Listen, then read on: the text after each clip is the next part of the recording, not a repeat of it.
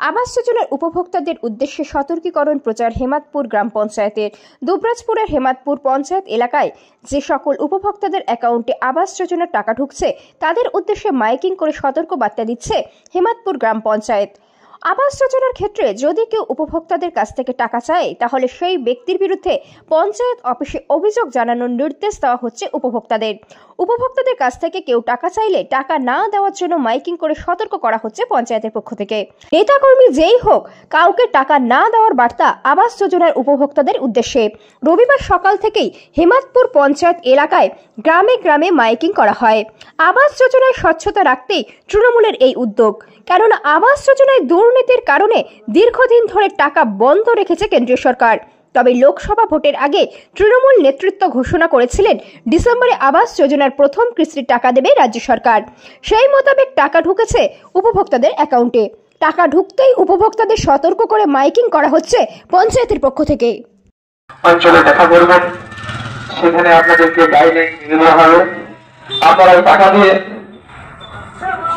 টাকা দিয়ে আপনাদের নিজের মতো একটা সুন্দর বাড়ি তৈরি করুন, যাতে আপনাদের ছোট মেয়েরা সেই বাড়িতে থাকতে পারে। আর যদি কেউ অসৎ উপায়ে টাকা চেয়ে থাকে, আপনাদের কাছে বারবার অনুরোধ করছি আপনারা কাউকে টাকা দিবেন না। যদি কেউ চাপ সৃষ্টি করে কোনো নেতৃত্ব, কোনো সদস্য, কোনো ব্যক্তিবর্গ, কোনো গোষ্ঠী টাকা চেয়ে থাকে, আপনারা অতি সত্য হেতমপুর তৃণমূল কংগ্রেস কার্যালয়ে বা হেতমপুর গ্রাম পঞ্চায়েতে অভিযোগ করবেন। সেই ব্যক্তির বিরুদ্ধে আইনগতভাবে যথোপযুক্ত ব্যবস্থা গ্রহণ করা হবে। আপনারা সজাগ থাকুন, সতর্ক থাকুন এবং আমার যে টাকা দিয়ে সেই টাকা দিয়ে বাড়ি তৈরি করুন এবং আমাদের মাননীয় মুখ্যমন্ত্রী মমতা ব্যানার্জিকে আপনারা দুহাত তুলে সমর্থন করুন। মমতা ব্যানার্জি আমাদের জন্য অনেক কিছু করেছেন, ভবিষ্যতে আরো অনেক কিছু করবেন। তাই আর বিশেষ কিছু না বলে আপনারা সজাগ থাকুন, সতর্ক থাকুন, ভালো থাকুন, এই বলে আমার খুব বক্তব্য শেষ করুন।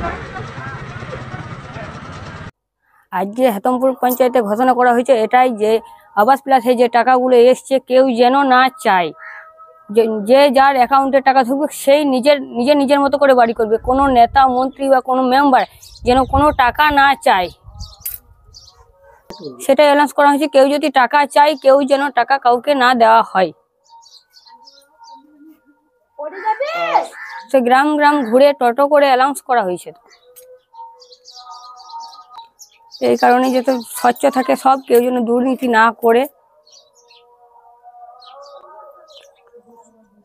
সেই কারণে কি আজকের এই অ্যানাউন্সমেন্ট? সেই কারণে আজ বাড়ি বাড়ি গ্রাম গ্রাম পাড়া পাড়া করে অ্যানাউন্স করা হয়েছে টোটো করে।